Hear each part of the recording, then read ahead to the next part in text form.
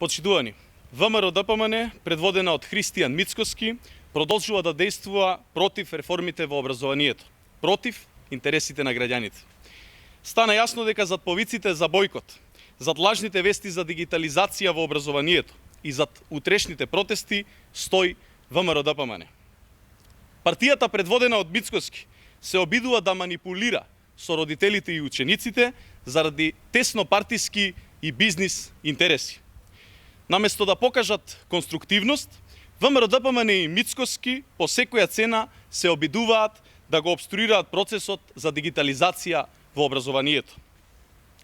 Фактот што опозицијската партија наводно не била против дигитални учебници, но се спротивставува на законските решенија, покажува дека ВМРО-ДПМН преку лаги и манипулации се обидува да ги заштити милионските ексклузивни договори со одредена група издавачи.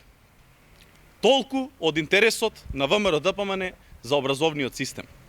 На оваа партија важни се само бизнис и партиските интереси и затоа секојдневно шират лажни вести и невистини и се обидуваат да ја манипулираат јавноста.